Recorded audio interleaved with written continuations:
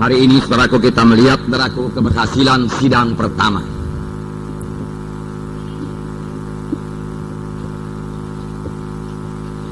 Kita melihat saudaraku bahwasanya sidang pertama sangat berhasil saudaraku.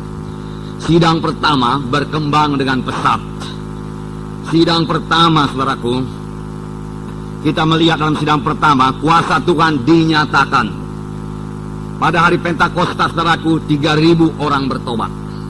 Kemudian beberapa waktu kemudian 5.000 lagi bertobat. Dengan demikian jumlah mereka menjadi sekitar 8.000 jiwa. Kemudian saudaraku, beberapa waktu kemudian tiap-tiap hari Tuhan menambahi bilangannya dengan orang yang beroleh selamat. Saya bacakan dalam Kisah Rasul pasal 2 ayat 47. Sambil memuji Allah, dan mereka disukai semua orang, dan tiap-tiap hari Tuhan menambah jumlah mereka dengan orang yang diselamatkan. Tiap-tiap hari Tuhan menambah jumlah mereka dengan orang yang diselamatkan. Jadi tiap-tiap hari dalam sidang pertama ada jiwa-jiwa selamat. Puji Tuhan saudaraku. Dalam sidang kita ini kita melihat tiap-tiap minggu sekitar 200 jiwa selamat. Saya yakin tiap-tiap hari juga ada jiwa-jiwa selamat. Nah, inilah pekerjaan Roh Tuhan. Dan Roh Tuhan yang bekerja dalam sidang pertama, Roh Tuhan yang bekerja pada waktu sekarang ini, saudaraku. Nah, kita akan melihat, saudaraku, rahasia keberhasilan sidang pertama ini. Saya percaya apa yang dimiliki sidang pertama boleh kita miliki lagi pada sidang akhir zaman ini. Kita membaca Kisah Rasul. Kisah Rasul pasal 4 ayat 23. Kisah Rasul pasal 4 ayat 23 sampai 31. Mari kita baca bersama-sama. Kisah Rasul pasal 4 ayat 23 sampai 31. Mari kita baca bersama-sama. Sesudah dilepaskan, pergilah Petrus dan Yohanes kepada teman-teman mereka. Lalu mereka menceritakan segala sesuatu yang dikatakan imam-imam kepala dan tua-tua kepada mereka. Ketika teman-teman mereka mendengar hal itu, berserulah mereka bersama-sama kepada Allah, katanya, "Ya Tuhan, Engkaulah yang menjadikan langit dan bumi, laut dan segala isinya. Dan oleh Roh Kudus, dengan perantaraan hamba-Mu Daud, Bapa kami, Engkau telah berfirman, mengapa rusuh bangsa-bangsa, mengapa suku-suku bangsa mereka-reka perkara yang sia-sia. Raja-raja dunia bersiap-siap, dan para pembesar berkumpul untuk melawan Tuhan dan yang diurapinya. Sebab sesungguhnya telah berkumpul di dalam kota ini Herodes dan Pontius Pilatus beserta bangsa-bangsa dan suku-suku bangsa Israel melawan Yesus hamba-Mu yang kudus, yang Engkau urapi, untuk melakukan segala sesuatu yang telah Engkau tentukan dari semula oleh kuasa dan kehendak-Mu.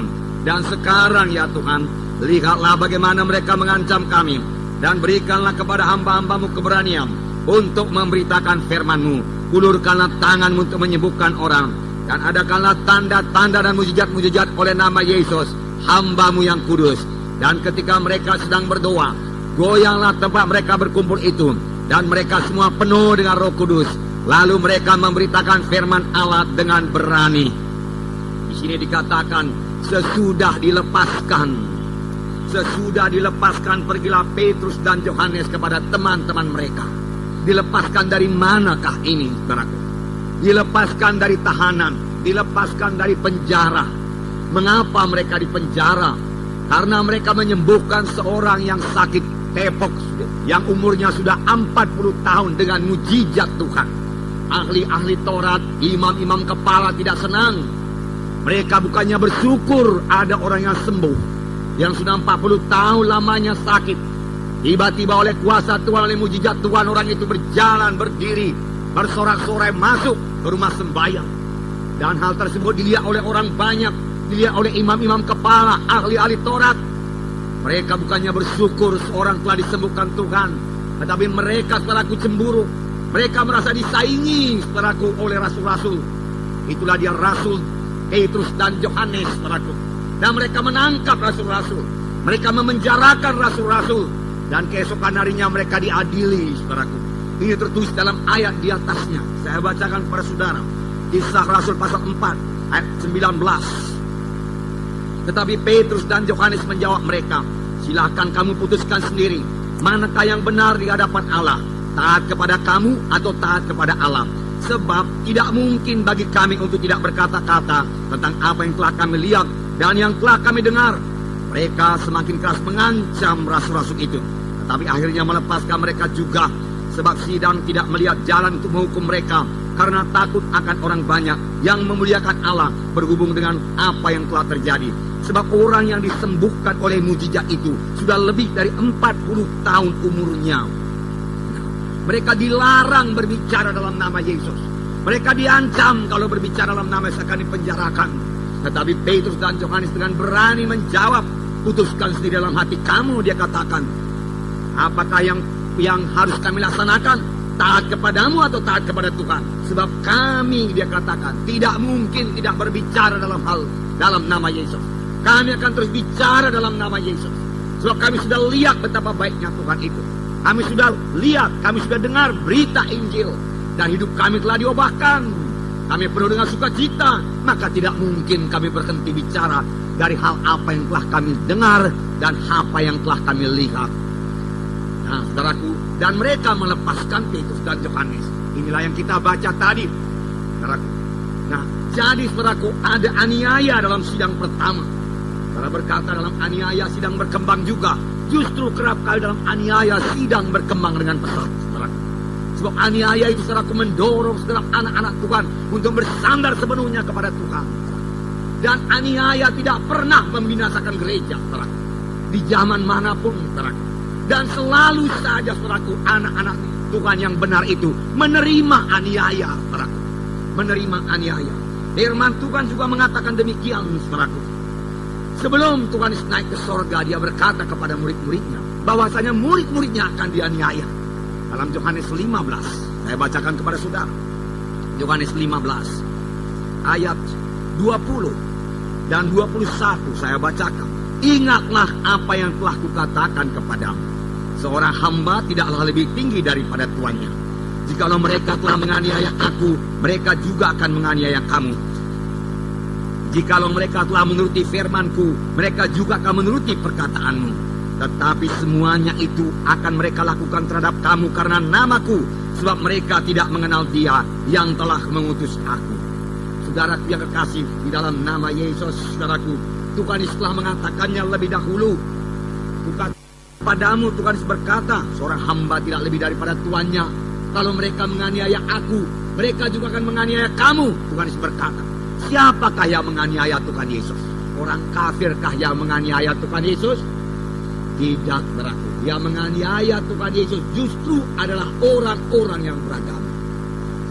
Yang menganiaya Tuhan justru ahli-ahli Taurat, imam-imam kepala yang melayani dalam rumah sembahyang pada waktu itu. Karena mereka sebenarnya cemburu akan pelayanan Tuhan Yesus. Tetapi mereka tidak sadar, saudaraku, mereka telah dipakai oleh setan. Dan Tuhan Yesus berkata, tidak usah heran. Tuhan Yesus berkata, mereka menganiaya aku, mereka juga akan menganiaya kamu.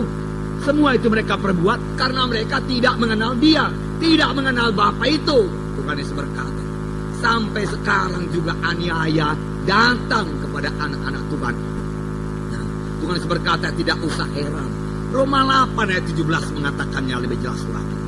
Jadi kalau ada aniaya datang kepada saudara, saudara dikata-katain, saudara dicela, saudara disingkirkan, tidak usah heran.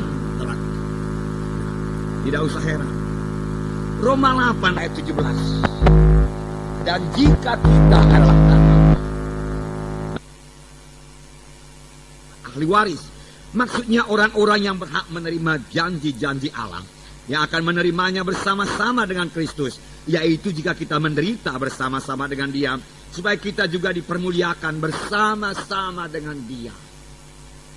Di sini dikatakan, jika kita adalah anak, kita adalah ahli waris. Semua kita ini anak Tuhan, saudaraku. Semua kita ini ahli waris kerajaan sorga. Ada warisan kita di sorga, haleluya, saudara-saudara.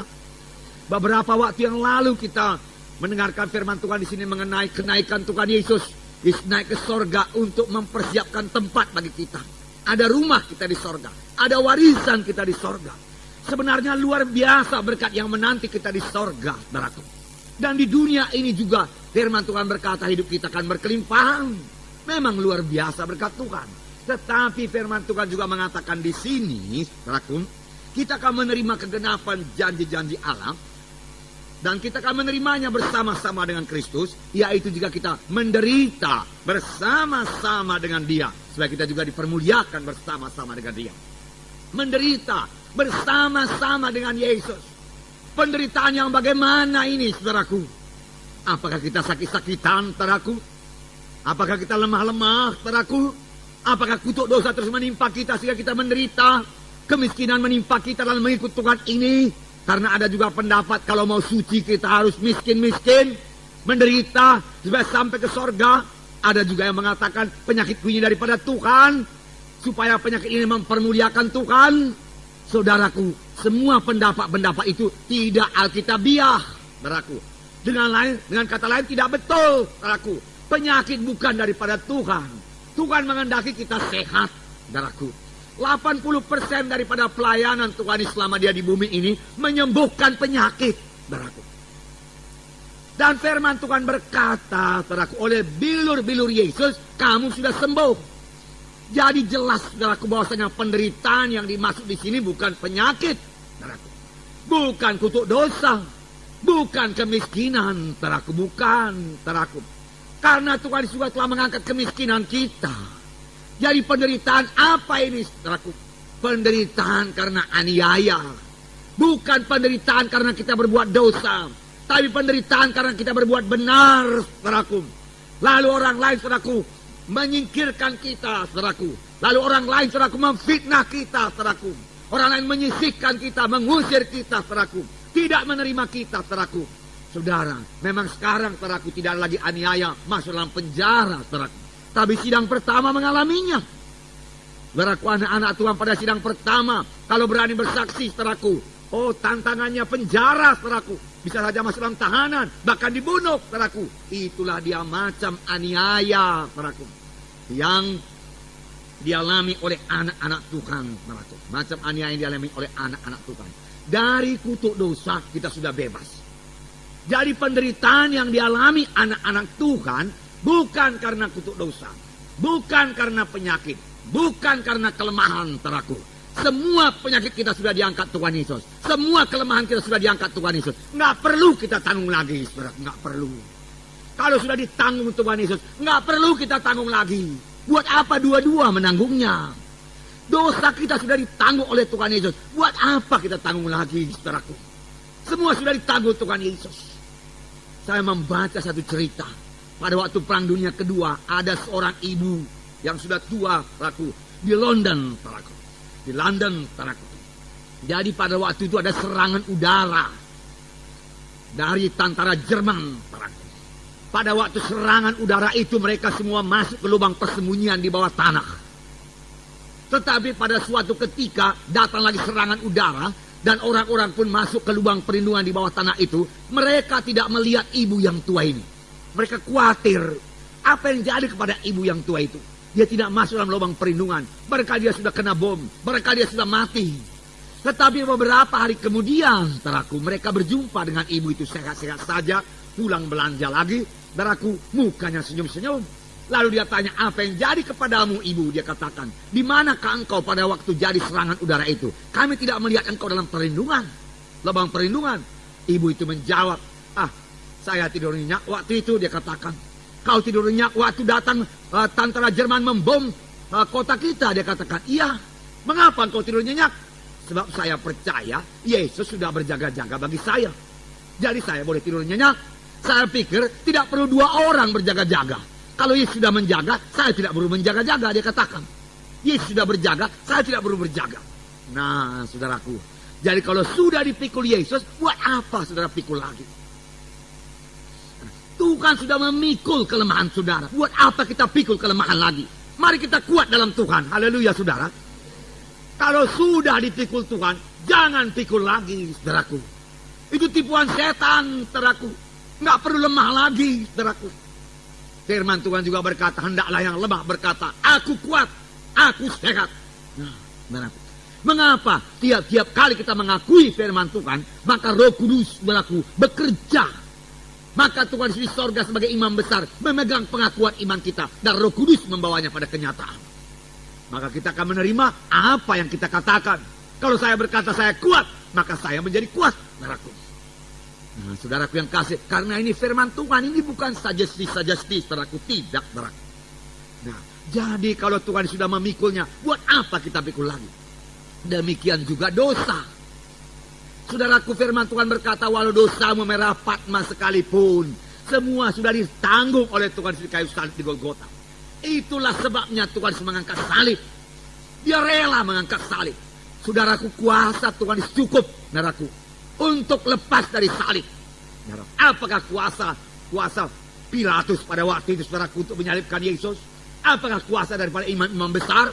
Yesus Allah adanya. Saudara, kalau dia larang mereka itu, mereka tidak sanggup menyentuh Yesus. Saudaraku, segala kuasa ada pada Yesus. Saudaraku, tidak ada yang lebih besar daripada Tuhan Yesus. Tetapi, saudaraku, Tuhan Yesus memberikan dirinya di salib. Saudaraku, Bapa, dia katakan di Taman Getsemani, jikalau tidak ada jalan lain melainkan aku harus menanggung dosa manusia itu, biarlah aku tanggung. Tuhan Yesus berkata, Tuhan Yesus rela menanggung dosa kita. Dosa yang merah Patma sekalipun. Saul, saudaraku, sebelum dia bertobat, Saul perjanjian baru, yang kemudian menjadi Paul, adalah orang berdosa. Dia menangkapi orang Kristen, dia membunuh orang Kristen, saudaraku. Tapi dosanya semuanya diampuni Tuhan, saudaraku. Dan dia diangkat Tuhan, saudaraku, jadi rasulnya, saudaraku, untuk mengabarkan Injil. Jadi kalau Tuhan sudah menanggung dosa kita, buat apa kita tanggung lagi dosa itu? Mari hari ini bebas dari dosa. Haleluya, saudara. Sudah bebas. Karena Tuhan Yesus di akhir hayatnya di kayu salib, Tuhan Yesus berkata, sudah genap. Tuhan Yesus berkata, sudah kutanggung semua dosa manusia. Tidak perlu kamu tanggung lagi. Saudaraku, berarti kita boleh bebas dari dosa. Itu sebabnya dikatakan, dengan anugerah itu kamu diselamatkan oleh sebab iman. Hal itu bukan hasil usahamu, bukan pekerjaanmu, bukan karena perbuatanmu, bukan karena sumbanganmu, tetapi anugerah Tuhan semata-mata. Karena sumbangan kita tidak menghapus dosa kita, saudaraku. Perbuatan baik kita tidak menghapus dosa kita. Memang Tuhan sukakan perbuatan baik, tapi perbuatan baik saja tidak membawa kita ke sorga. Hanya satu jalan ke sorga, yaitu Tuhan Yesus. Dan tidak ada jalan yang lain. Tuhan sendiri mengatakannya, akulah jalan dan kebenaran dan hidup. Seorang pun tidak sampai kepada Bapa kalau tidak melalui aku. Nah, puji Tuhan, saudaraku, puji Tuhan. Jadi kalau Tuhan sudah menanggung dosa kita, tidak usah tanggung lagi pada hari ini. Serahkan kepada Tuhan Yesus pada hari ini. Aku orang berdosa, Tuhan. Tuhan, hari ini aku mendengarkan firman-Mu bahwasanya Engkau telah mengangkat semua dosaku di kayu salib di Golgota. Tuhan, aku datang membawa dosaku, Tuhan. Kuterima Engkau sebagai Tuhan dan Juru Selamatku. Ampuni semua dosaku. Maka saudaraku, darah Yesus akan menyucikan semua dosa saudara. Dan satu kelegaan yang luar biasa akan memenuhkan saudara. Sehingga saudara pun tahu bahwasanya semua dosa saudara sudah diampuni oleh Tuhan. Dan saudara boleh mulai satu hidup yang baru di dalam Tuhan Yesus, saudaraku. Nah, saudaraku yang kekasih dalam nama Yesus, bebas dari kutuk dosa. Galatia 3:13-14, saudaraku mengatakan, saudaraku, Tuhan Yesus telah menanggung semua kutuk dosa kita, supaya tidak perlu kita tanggung lagi. Inilah berita yang baik, saudaraku. Galatia pasal 3, ayat 13. Saya bacakan kepada saudara. Kristus telah menebus kita dari kutuk hukum Taurat. Dengan jalan menjadi kutuk karena kita. Sebab ada tertulis, terkutuklah orang yang digantung pada kayu salib. Yesus Kristus telah membuat ini, supaya di dalam Dia berkat Abraham sampai kepada bangsa-bangsa lain, sehingga oleh iman kita menerima roh yang telah dijanjikan itu. Di sini dikatakan, Kristus telah menebus kita dari kutuk hukum Taurat, dengan jalan menjadi kutuk karena kita. Saudara, kalau Yesus telah menjadi kutuk, nggak usah lagi kita ditimpa kutuk. Haleluya, saudara. Cukuplah satu orang, saudaraku, ditimpa kutuk. Karena semua kutuk manusia ini sudah ditanggung oleh Tuhan Yesus. Kita bebas dari kutuk hukum Taurat, saudaraku. Apakah kutuk dosa atau kutuk hukum Taurat itu, saudaraku? Kutuk hukum Taurat, kematian kedua kali. Atau hukuman yang kekal, di neraka yang kekal. Tuhan sudah menanggung hukuman itu. Maka tidak usah kita masuk lagi ke sana. Kita sudah bebas dari hukuman. Haleluya, saudara. Inilah berita yang baik. Tidak perlu dihukum lagi dalam neraka. Bukan karena kebaikan kita, tetapi karena kita menerima Yesus sebagai Tuhan dan Juru Selamat kita. Sedangkan Yesus sudah menanggung semua hukuman dosa kita, maka kita tidak perlu lagi menanggungnya. Inilah keselamatan, saudara. Dia telah dijadikan kutuk. Gantinya apa? Berkat Abraham jadi kepada kita. Apa lagi kutuk dosa? Kemiskinan. Saudaraku yang kekasih dalam nama Yesus, saudaraku, kemiskinan, saudaraku. Tuhan tidak senang dengan kemiskinan umatnya. Karena kita ini anak-anak Tuhan. Saya, Bapak dunia ini pun gak senang dengan kemiskinan anak saya. Kalau memang ada kemiskinan anak saya.